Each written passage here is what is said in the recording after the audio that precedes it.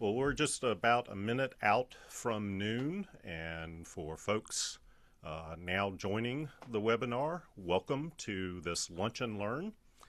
I'm Dr. Michael Bitzer. I'm a professor of politics and history at Catawba College in Salisbury, North Carolina, and I also have the privilege of directing the Center for North Carolina Politics and Public Service that's sponsoring this particular webinar. We're glad to have you join us today.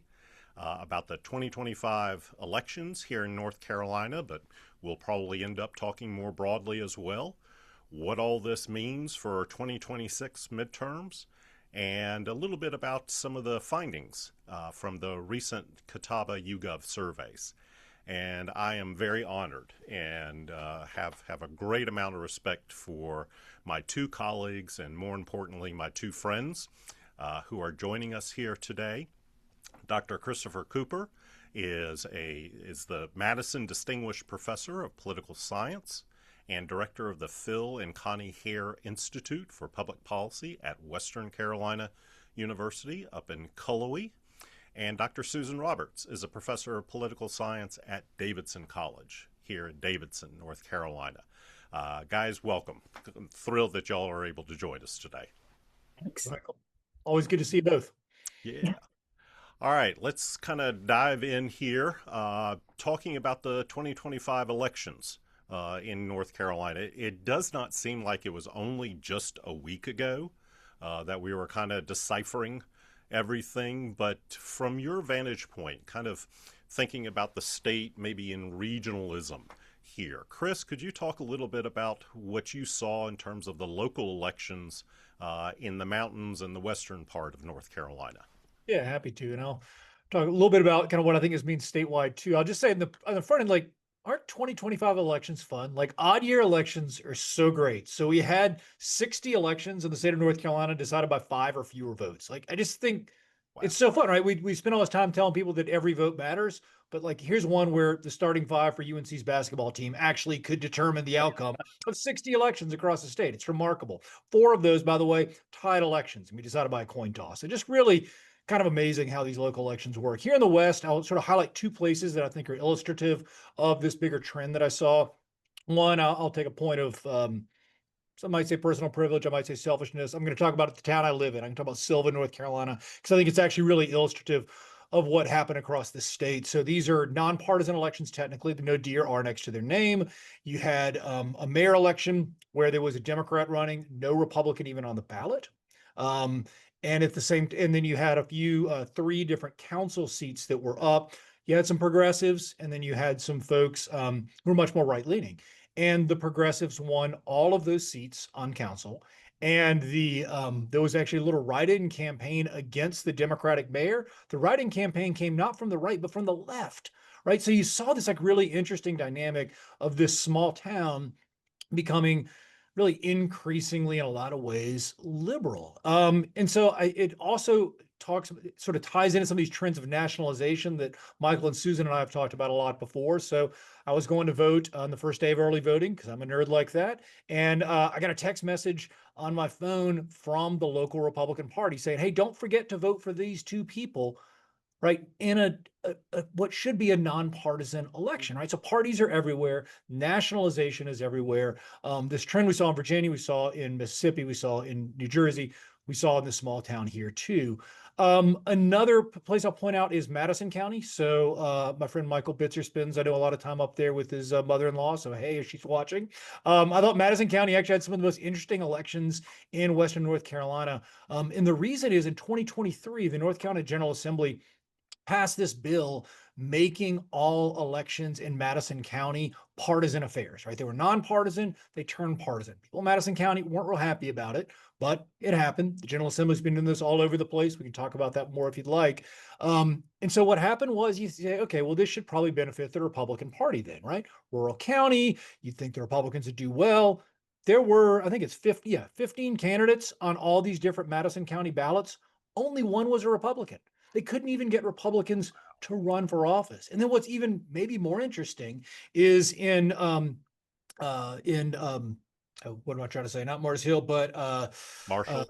Hot Springs, but Hot Springs. Yeah. Hot Springs, North Carolina. What you saw was actually unaffiliated candidates, not Democrats, not Republicans, unaffiliated candidates winning across the board for their council seats. So this is like really interesting stuff going on there. And so I'll just sort of close by saying I think these are illustrative of this bigger trend we're seeing in North Carolina that I know Michael and I and Susan have talked a lot about, where these small towns are sort of the idea that small towns are, conservative hotbeds. But what we're really actually seeing are these small towns are actually increasingly moving left. And the areas outside of those small towns, right, this unincorporated land, that's what's moving right. And so you're seeing even within rural places, small towns being, I'm not saying this is San Francisco 2.0, but I am saying that they seem to be moving left. And so in North Carolina, you had this electorate, about half the electorate had something to vote on in the 2025 election, half didn't.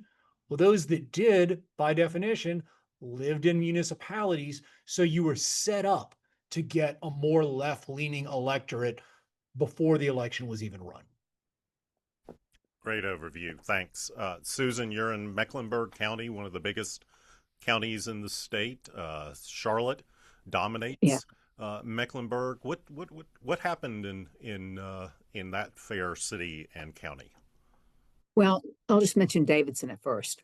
It's the first time we've seen ourselves referred to as a suburb of Charlotte, and many people are taking umbrage at that we don't consider ourselves a suburb of Mecklenburg County. But I think that if you look at it, people talk about, and Chris mentioned, the races that are deemed nonpartisan. And I mean no disrespect when I say this. In Davidson, it doesn't matter if there's a D or an R, because there isn't. The question really is, seriously, how long have you lived in Davidson? That determines whether you're going to vote for this person. And it's a really small, kind of affair. But 15 years ago, and I remember it distinctly, a woman wrote to the local paper here that comes out once a week and said she thought it was very unseemly that people were putting yard signs out for town election. And even this time up here, a woman who had been, and I won't name names, a Democrat, and then was very unhappy with the parties, changed to an independent, and then was running again as, nonpartisan. And she decided to put out little beady yard signs because didn't want to waste paper and things like this. It's kind of like, she did win, but I thought, you're setting yourself up for some things. Why was she a Democrat? Why did she switch to an independent? Why is she staying as an independent now? And was there something behind that? But we are beneficiaries, and we're voting with Charlotte and Mecklenburg County about the transit. It's been bridesmaid, never a bride. Is it coming? Is it not coming? Where you buy a house, is that going to be affected by where the transit line is? And Davidson was overwhelmingly in favor of the transit. Even all of Charlotte was in favor of the transit tax. And it will be, a 1% sales tax. There were very few people that voted against it in any kind of organized fashion. There was a coalition and people that were saying kind of regionally, the southeast side were affected by it. They characterized some of it, and it didn't have much impact, as a lack of trust in Mecklenburg County and City Council, because they've been promised this rail line for a very long time, and the opponents saw it as regressive. Now, one thing they did, I think recently, is instead of rail and roads and some other things, they put bus service at the very beginning, which I think is one to kind of give a little, make people in those areas that were opposed to this, what they call a regressive tax, a little bit more encouraged. But it passed very comfortably. I think it was 52-40 something. And it was, some people thought they were surprised at the margin. I think the people thought it was in the bag. One of the things that I noticed, it was part of the campaign, Yes Mec, they brought out Mayor Harvey Gantt, and using Dick Cheney for Liz Cheney or Harvey Gantt. Michael, you can tell us better. Charlotte is not it's not Harvey Gantt's Charlotte. People in North Carolina, the demographic change is such that They don't know who Harvey Gantt is. They have no idea. And so I think that it was one of those races that, or one of those referendum that we needed to win up here in Davidson if we wanted to be considered, part of the region. I think too, I was surprised as we've talked about District 6, in which there was a member of the council, Bokhari, who he left to take a job in the Trump administration, which I think he subsequently left. But his wife was running for the position, a Republican held position in the 6th district. The Charlotte Observer for Ms. Bokhari had endorsed her, and a young woman, not young, but Kimberly Owens won that seat. And I think what's interesting, and Chris talks about the nationalization, is that Bokhari ran on, we've got too much partisanship, we need Republicans on there. And that was really her mantra. And Ms. Owens ran on more experience. We need to not think of ourselves so much as partisans, but people in Charlotte, Mecklenburg County. And I thought that was the big surprise. It's no surprise that Vi Lyles got her 5th term as governor. And I wanted to check, and Pat McCrory did have 6 terms. And part of that was Pat McCrory was a Republican in a very blue city. He liked to campaign. And if anybody knows Pat McCrory, he's a good campaigner.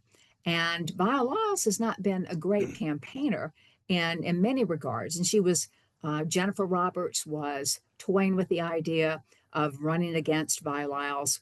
And it wouldn't have been in her best interest. It wasn't going to be a winnable race. And if she still has political aspirations, losing to Charlotte mayor would not be something to further her career.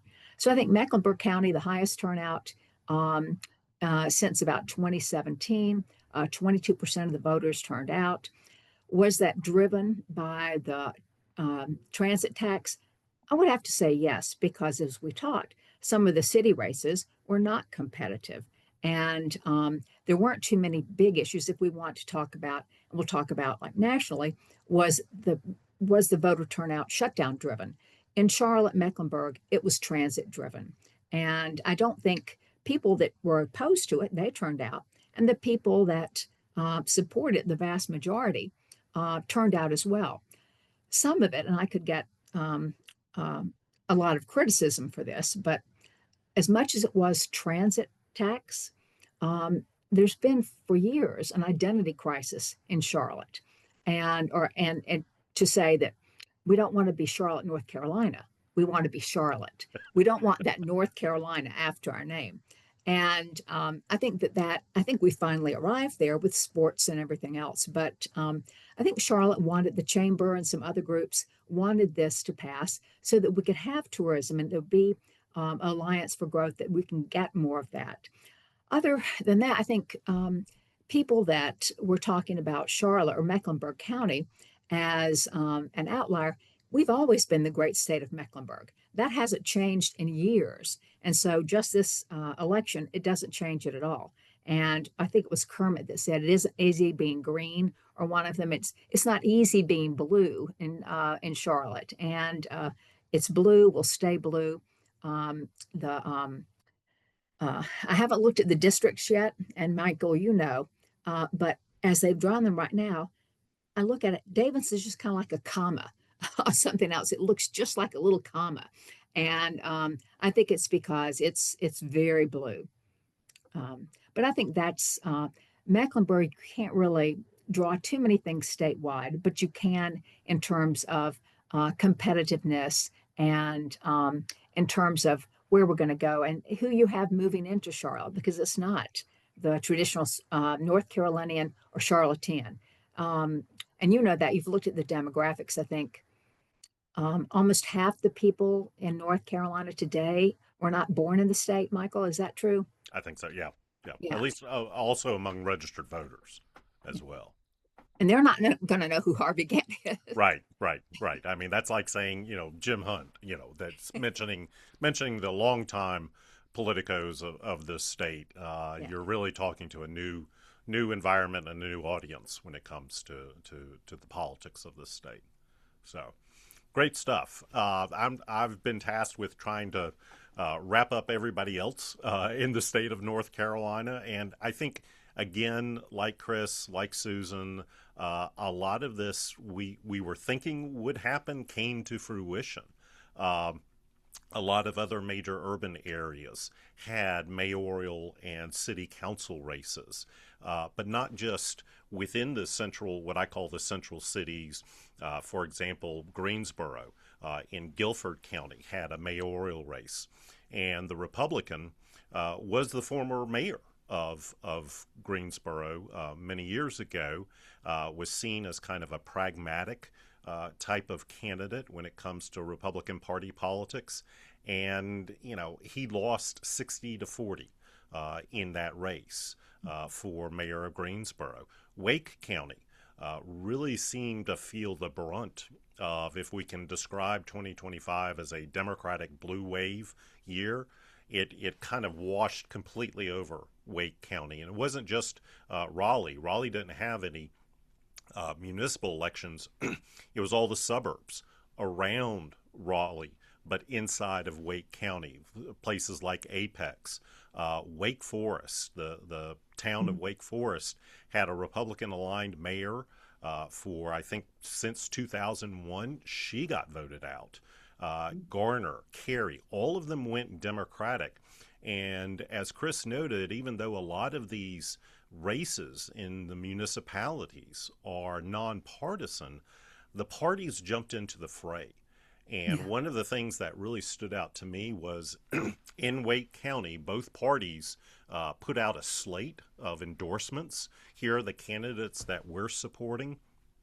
On the Democratic side, the Wake Democratic Party endorsed 27 different races. 25 of those candidates won. The Wake County Republican Party endorsed 22 candidates. Only one won. And I think that this kind of, we've been talking about so long the shift of Democratic dominance in the central cities, but these are really kind of the battleground areas of North Carolina, these urban suburbs, places inside an urban county but outside of the major city, having been the most competitive, and they pretty much got washed over in terms of this wave. Now, as others have mentioned, kind of the turnout rate, Mecklenburg, as Susan said, 22%. I looked 2 years ago, it was only 15%. So there was an increase there, probably, again, related to the transit tax. But Wake County 2 years ago had a 17% voter turnout. This year it was 25%, so a quarter. I mean, that in a lot of this, that's saying something for kind of turnout dynamics. Democrats won in a pretty red county, Alamance County, in between Greensboro and the Durham-Raleigh area, and Wilmington's democratically aligned mayor also won in kind of a hotly contested three-way race. So, this year's elections, we'll get to this question, but I think what we're seeing, as Chris kind of noted, this density dynamic that, as we're looking at not just these big cities, Charlotte, Raleigh, but the small towns, the Silvas, the Garners, they seem to be driven by density, moving into this kind of Democratic alignment. And that's going to be, I think, something to kind of watch. Let me get your thoughts. Susan, we'll start with you. What about the elections outside of North Carolina? What surprised you in any of the races or contests kind of nationally that were talked about? May I ask you a question first? Please. Okay. I think we always, and Chris knows a lot about this, that we've looked at North Carolina as kind of the bellwether. As North Carolina goes, so goes the country. And it's the purple state representative. I did look up, we are not the microcosm. I think that's Indiana or Illinois. But what I was grappling with, because the headline said, North Carolina sweeps with blue wave. Is that going to be a barometer for what goes on nationally? I'm not sure. I think maybe we're overstating it. But I think in terms of turnout, Maybe it wasn't the transit. Maybe in those places you're talking about, some of it is just frustration at the cost of living. Some of it is just frustration at the administration. And I'm not sure I see it as the barometer of 2026, but I've got to think it says something to us. Chris, what do you think? Yeah, I think you're absolutely right. And to me, part of this is who got to vote in 2025 in North Carolina. Like, let's remember again what was up, right? We had 1,300 or something seats up. 97% of those were in municipalities, right? So you are selecting an electorate that leans left. And so you're going to get an outcome that leans a little bit left, right? And so if we say from this, this means the Democrats going to be incredibly active and are going to do really well in 2026. It's not only a different electorate because we're going to have a higher turnout in 2026. It's a different electorate because half the state didn't have the opportunity to cast a vote in 2025, right? And those people are systematically different. They lean more politically left, and they're much younger than the folks who did not have that ability to cast a vote. So I agree with Susan completely. These elections were important. They're important for their outcomes. They're important for how we're governed. They signify a good day for the Democratic Party. I'm not saying that at all, but I don't think we should think we can now copy and paste those results in 2026 and get something similar. I just don't think that's correct. Anything surprise you outside of North Carolina, Chris? Yeah, I mean, so too. I'll pick on. So look, everybody is covering the New York City mayor, so you can find plenty of other places to talk about that, right? Virginia governor, New Jersey governor, we got it. But three things that I think are interesting. Georgia had these two public service commission seats. You may be thinking, what does public service commission do? That's for a different webinar. But for today's webinar, what I'm interested in is two Democrats won statewide in Georgia for a statewide elected office for the first time in decades. So if you look at, let's just take the United States South. Let's exclude Kentucky because we're going to take the United States South. There's a little bit of a jab, my friends in Kentucky. But right, the old states of the old Confederacy, there are not many statewide elected officials outside of the federal level in any of the South. Okay, so North Carolina has 5 on our Council of State. Virginia now has some, but didn't until fairly recently. So it really was a big change to see 2 Democrats get elected in Georgia statewide at the non-federal level. So that's one. 2, the Virginia thing that probably isn't getting enough attention is the Virginia state legislature, their House, right? So we saw, I think it was a 13-seat pickup. That's a big number. I mean, that's like, the kinds of numbers we saw throughout a lot of the South in 2010. And so I think that is important in a whole lot of ways for the state of Virginia. And then Mississippi, actually, I think it was Michael who called this one to my attention. So thank you for this. Mississippi had Democrats break their break the Republican supermajority for the first time in a good while. So I think it was an important election in the South, and some of those Southern races aren't getting, in my mind, quite enough attention for what they might mean for a changing South, for prospects for something that might look a little bit more like true partisan competitiveness. I would like to add too, I think it's the wandering in the wilderness that the Democratic Party has been, people have been moaning about that. I think this is more candidate driven, some that party driven. And I think it was The Guardian. I just said, what? Said the Democrats are in an existential kind of dilemma. And I don't think there's time for look and solve that existential kind of dilemma. You need electable candidates. And I think both Abigail Spanberg and Mickey Sherrill were very electable candidates. And what do you say about all those people that had uncontested races? You got to just look at some and really just target the races that you want, but get people to determine that they want to run and put some money in there. Convince people that they've been on school board. You can run for state election, city election. And I think it's one of those issues that we'll still be talking about what the Democrats ought to do. And I think that it's a difference between, do you want Mandami or do you want some? And I was very taken by Utah's Governor Spencer Cox, because people looked at that and they saw leadership. They said, I had friends that were Democrats. I'd vote for him. He's a Republican, but he had, uh, and he was talking in the wake of the assassination of Charlie Kirk about uh, it wasn't just this let's come together. It was about this is for all of us. We're all in it. And I think when we look at candidates, do we want somebody like Mondami or do we want somebody more like a Cox?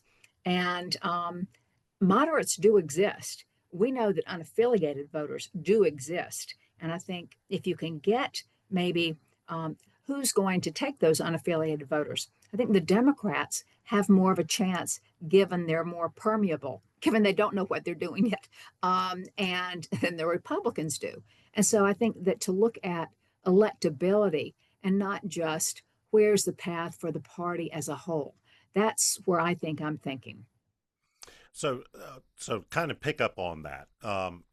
We as political scientists know a lot about what drives midterm elections, and I think you're right. This question about who represents the Democratic Party, what is the Democratic Party about? Could it be as simple as we're not the Republicans, and particularly we're not Donald Trump, that could drive the 26 midterm election, Susan? Well, I think, perhaps we could be the party of no, and we could say no, the Democrats, I'm not talking we, the royal we, they could say we are the ones, we could get more aggressive. And I think that's the one thing you not only want, to me, all the headlines, you not only want younger persons, you want fresher ideas and new leadership. And I think that having some of these races determined by some things like leadership, not just age. I think we looked at Pelosi and retiring, and I think people, maybe ignore the fact that she can be a force. The Democrats can be the party of no. They've been a little late getting out their autopsy. It's coming. We've done it. It's coming. But I think that to look at some of the things that you mentioned about, yeah, we can. Democrats can be the party of no. Republicans, they can be the party of yes. And I think that in my own mind and opinion is that there are more Republicans that want to run by themselves and not be so tethered to Trump. But there's no way out. There's no way out. Chris, how are you seeing 2026 kind of play out in terms of the tethering to Trump, or are Republicans going to be able to differentiate themselves? Particularly, prime example in this state, Michael Whatley as the Republican frontrunner for U.S. Senate.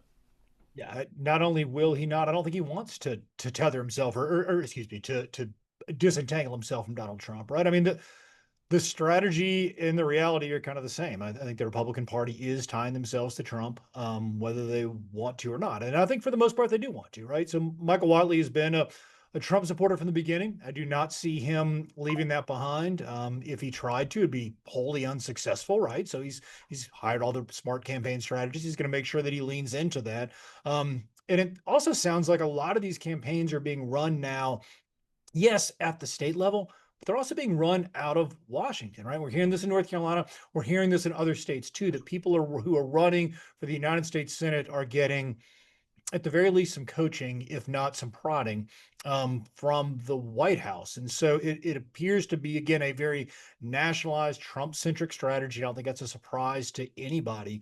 What I find interesting, if we look back at last week and those the three big races that everybody's talking about, New York, City, New Jersey, and Virginia, is that those kind of seem to me like candidates who fit the place. I mean, yes, it was nationalized, obviously, and they're fighting against Trump, but I don't think Spanberger does nearly as well in New York City. Mondami gets killed in Virginia, right? Yeah. So if we try to figure out, all right, what are the lessons for the Democrats? I'm reading this big nerd fight going on right now about whether moderation is good or moderation is not good, and political scientists weighing in with their best estimators. But to me, the answer is like, well, it kind of depends. I realize that's not a very exciting answer, but it really does depend on the context. What works in New York City is not going to work in North Carolina. That's not rocket science, but I think to me, that's the lesson of what we saw from 2025. If we think about what kind of movement we could see in 2026, I mean, we haven't talked yet about the the tit for tat gerrymandering wars that are going on. But Let's go ahead and talk about it. yeah, it's going to be a lot of it, right? So Yeah. Texas starts, California says we can do that too. Missouri says we'll get a Republican. North Carolina says we'll get a Republican. Virginia says we'll pick up maybe two, three Democrats in Virginia. Utah, now we're going to have another Democrat. What does this all mean to me? I honestly think it's going to be a wash. I think it's going to end up being a wash or darn close to it. But what does that mean for this bigger conversation? We're going to see a wash partisan wise nationally. So there's people that advocate for national partisan fairness. I think we're probably not going to see a lot of movement, but we are going to see a further decline in competitive races. And this is what really scares me, actually. So using our friend at the Cook Political Reports indicators of what's a toss-up seat, there was only one toss-up seat in North Carolina, only one toss-up seat in the entire American Southeast. That, of course, being Don Davis's first congressional district. Well, guess what? It ain't a toss-up anymore. You put that together, what does it mean? It means that there is not a single toss-up, according to Cook, in the entire southeastern United States, right? So you say, okay, well, what kind of gains can the Democrats make? Well, there's only so many districts to actually be able to get in there and make a difference. And the days of what I like to think of as sort of imperfectly sorted districts are over. So if we think about 2010, right? This massive Republican gain. How did the Republicans gain in 2010?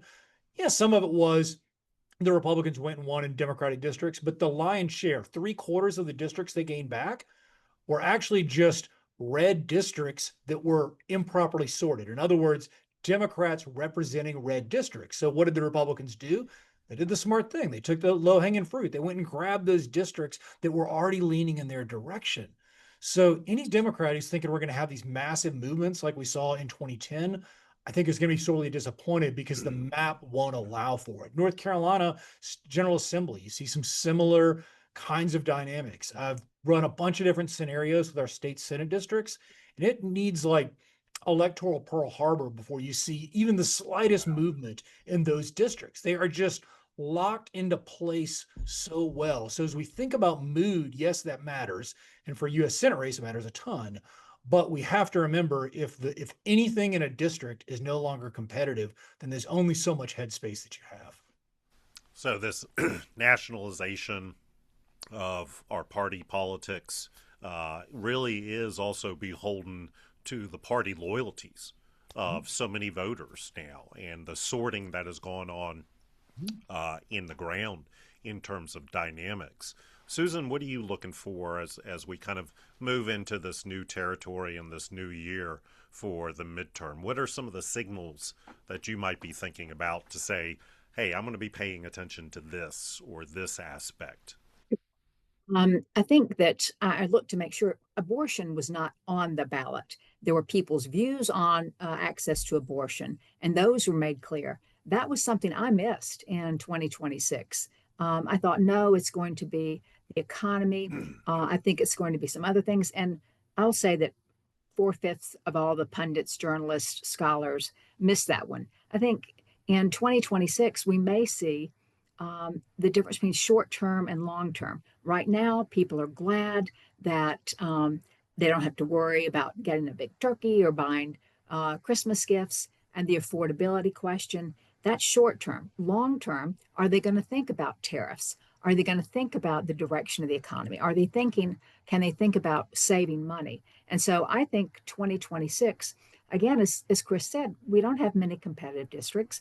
Districts, as you well know, are redistricted and gerrymandered. I mean, North Carolina is the perfect example. It doesn't matter quite what happens in some of the municipalities because the state legislature and the seats are so controlled. I think I'm also going to look at some of the things that we've already talked about, nationalization of issues. To what degree we're going to have nationalization in terms of monies and who's funding these campaigns. Say Emily's List, for example, that bundled campaign contributions. You know, one would subscribe to one Democratic woman, give money to that, and then say pick 4 or 5 others all around the country and contribute to those candidates. That's kind of the price of admission. And other people are doing that too. So where are the monies going to go? I think I'm just a little less, I'm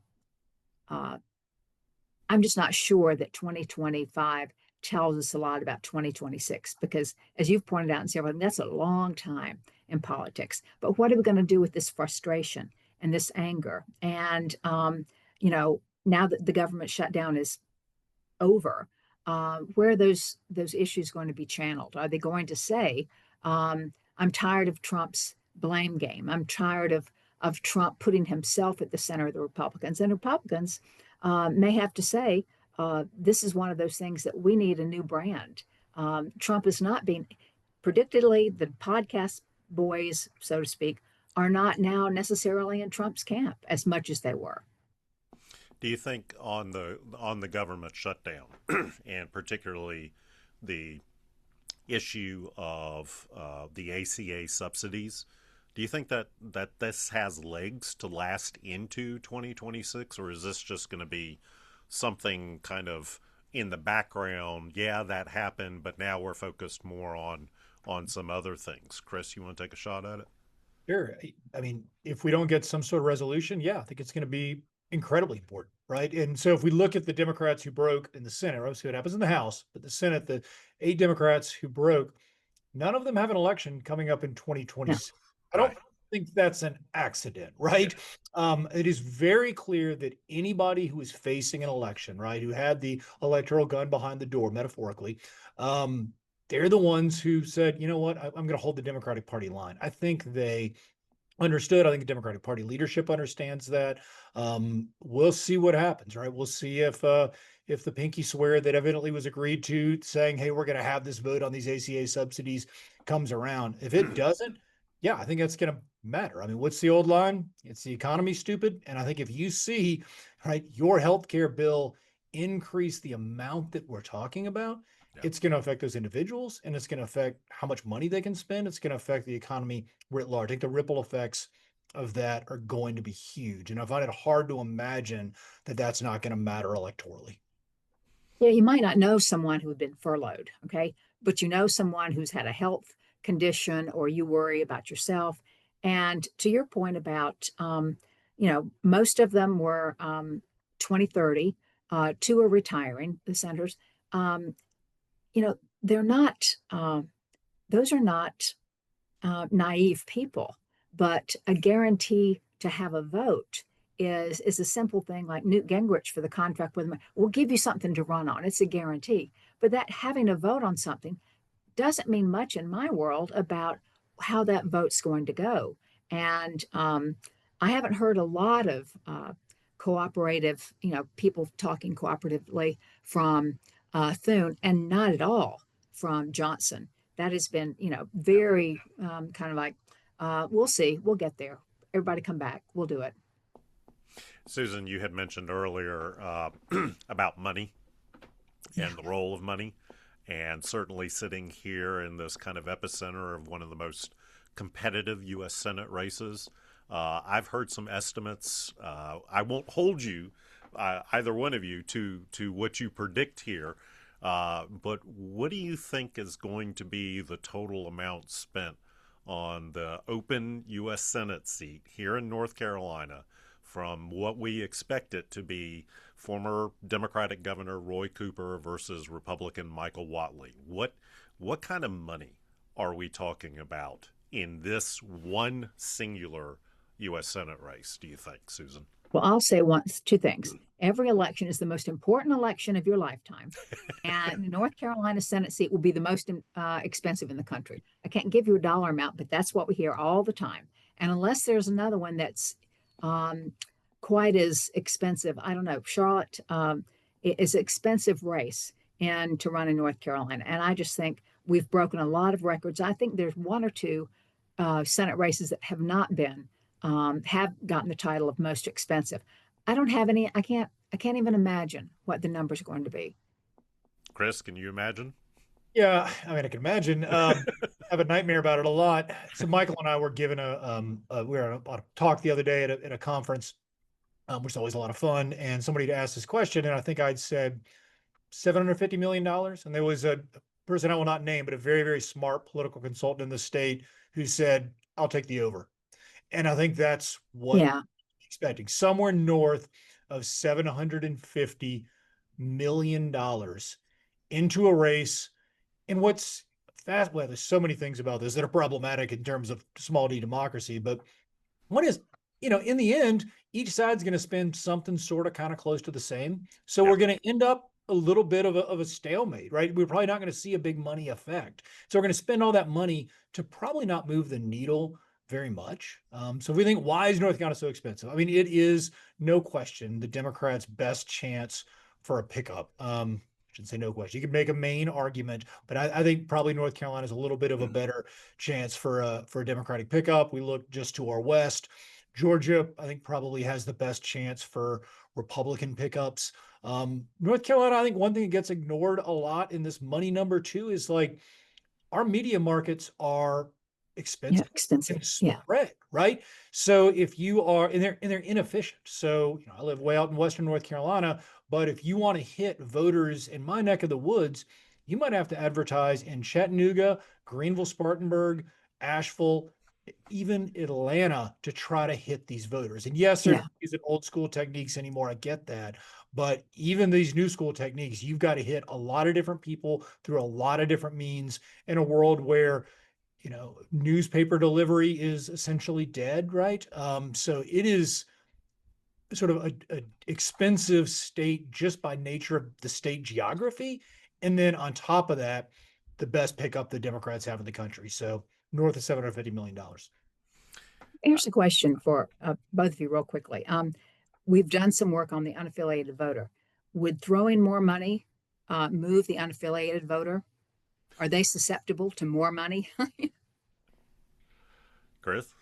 I mean, I think everybody is to some degree, right? And the problem, well, there's many problems with these unaffiliated voters if you're running a campaign or trying to understand the outcome of a campaign, like we do.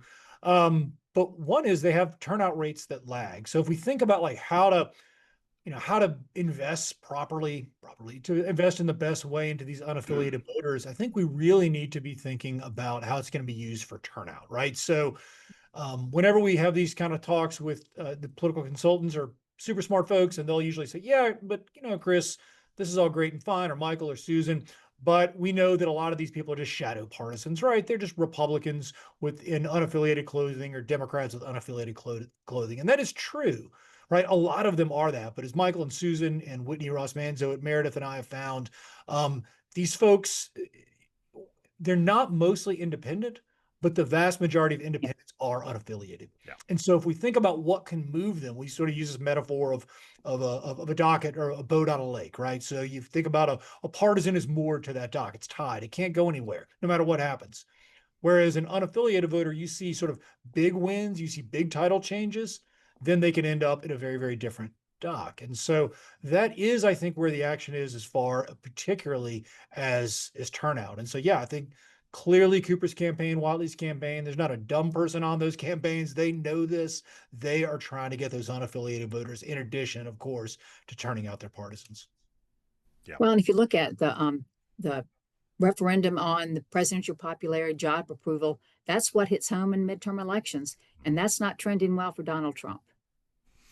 Yeah, we've seen that, which is a very nice segue into kind of the last question. We've got a question from the audience that we'll get to, but was curious. We've released several findings from the Catawba-YouGov survey. I'm always interested to know what smart people are seeing out of those numbers. Susan, what kind of struck you over the past couple of days in terms of our releases about those, what North Carolinians are thinking about nowadays? Well, I think it's how predictable it is that Republicans approve of the job Trump is doing, Democrats disapprove. But I think that the one that strikes me most is what you're looking at in terms of civic health. And when you look at things like the use of violence, and most people, as you pointed out, they draw the line at violence about elections and the validity of elections.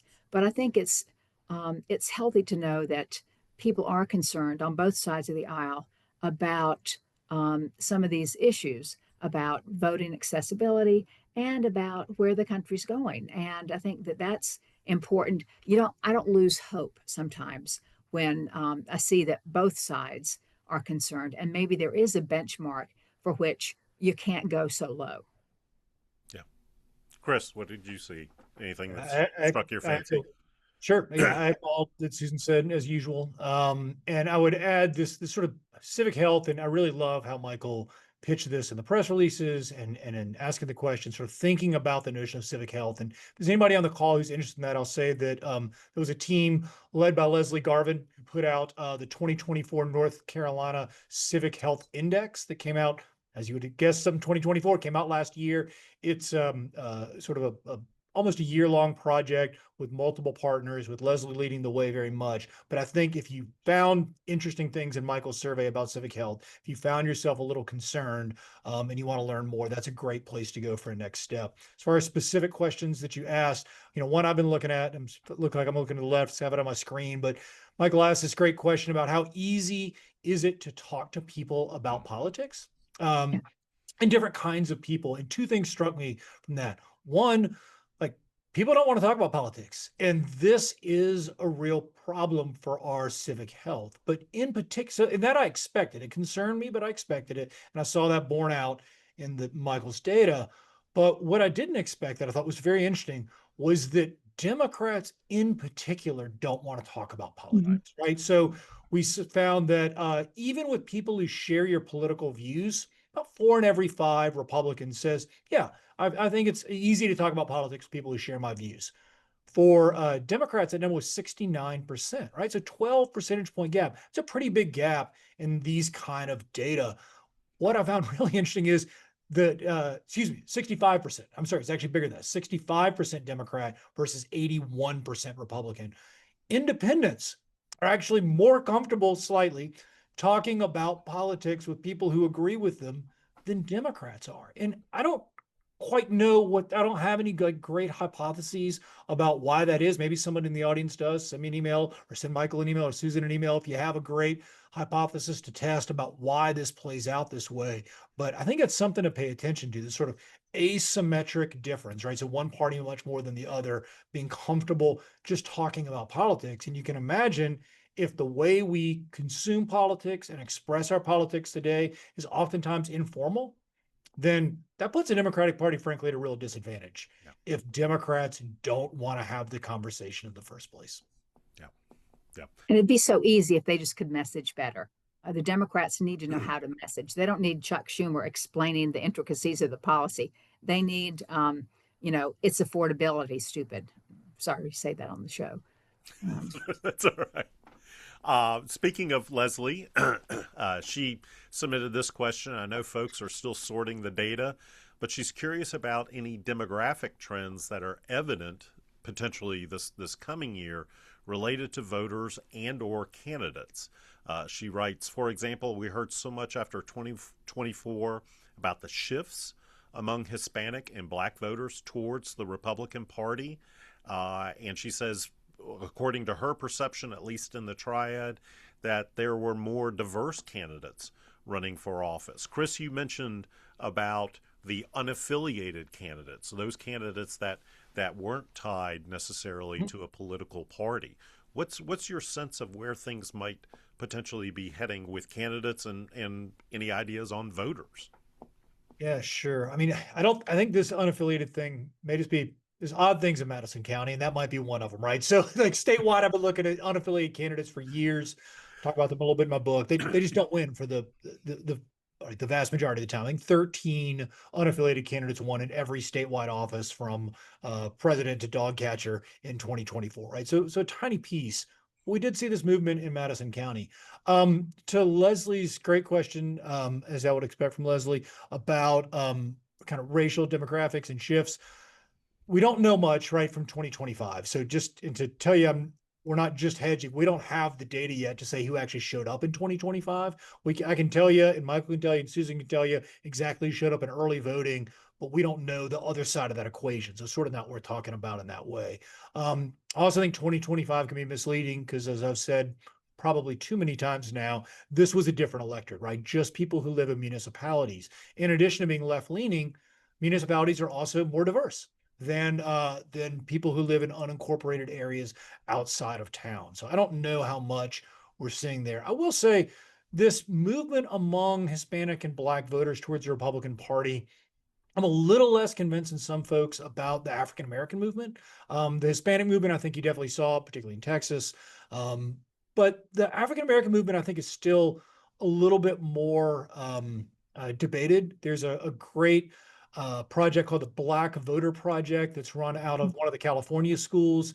And the scholars there do a really nice job trying to break apart exactly what's going on there. The problem is a lot of polls, even really well done ones like the one Michael just did, the number of people of color in that poll is pretty limited, right? So you don't want to extrapolate too much from this fairly small sample, or else you're going to be, getting a little bit above your skis. Since our local ski resort opened today, I'll use that metaphor. So I don't know that we actually saw that much movement among Black voters towards the Republican Party in 2024. And I'm not quite sure yet what we're seeing among those folks in 2026. I will say, even if you buy the big changes, there is still no more reliable partisan voter demographically than an African American voting with the Democratic Party, right? So even if they cut into that a little bit, African Americans are still overwhelmingly with the Democratic Party. Hispanics is more action.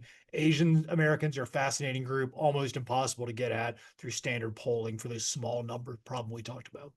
Yeah. Susan, anything to add in the last little bit here?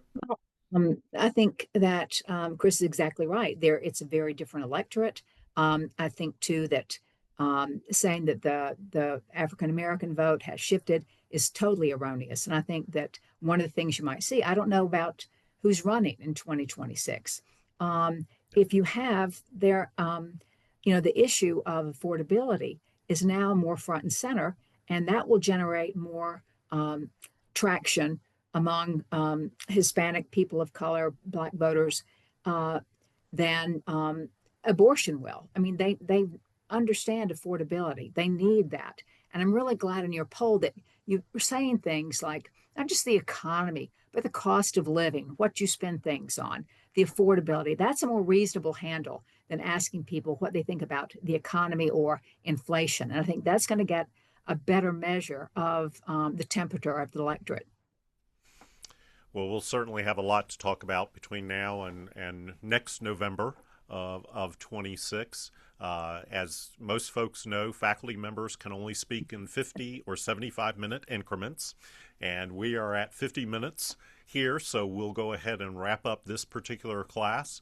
But I do want to encourage folks, if you are interested in North Carolina politics, if you want probably the best primer of this state and the dynamics at play, certainly pick up Chris Cooper's book, The Anatomy of a Purple State. You can find it probably at any local bookstore or online as well from UNC Press, but it's a great resource to have going into what will be, by all accounts, a really intensive year for those of us who study politics in this particular state and for those folks who participate.